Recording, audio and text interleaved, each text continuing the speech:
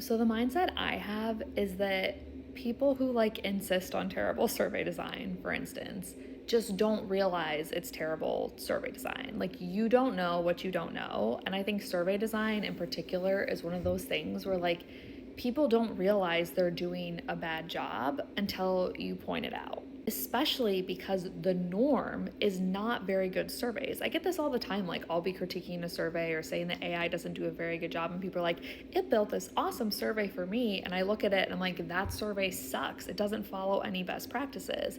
I'm like, right, but AI told you it was right, or it was in a Survey Monkey template, or like you saw someone else use a question like that. Like, there are just the bad questions like proliferate. They are everywhere. So it is very normal and understandable to look at questions that other people have used or that like a credible company says is okay to use and think they are good, despite the fact that they're not good, like generally, or that they're just not good for your specific situation. Which is all to say, I approach it with empathy of, I'm like, people probably don't realize they're doing a bad job with this. And I'm a big fan of like show, don't tell. So when someone pulls up a survey and they're like, hey, Kirsten, like, here's our survey, we're using it to collect this data, yada, yada, yada. I never say it's bad. What I'll do is I will typically like send an email and I'll be like, hey, I saw this survey that we're planning on using the data from.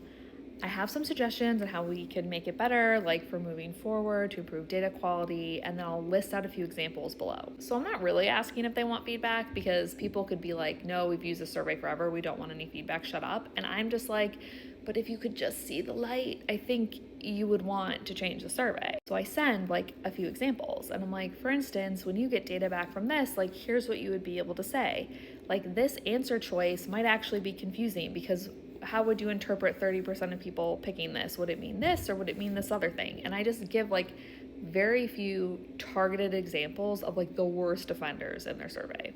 And honestly, it's always worked out for me. And people are like, oh my gosh, I didn't realize this. Like, we should make these changes. Could you look at more of our surveys? And it's just kind of like a slow, well-intentioned, friendly conversation. For people who just want to have feelings and vibes, I would actually prefer you just like market or promote or whatever it is you're going to do with the data and say it was just based on feelings and vibes, than use bad data.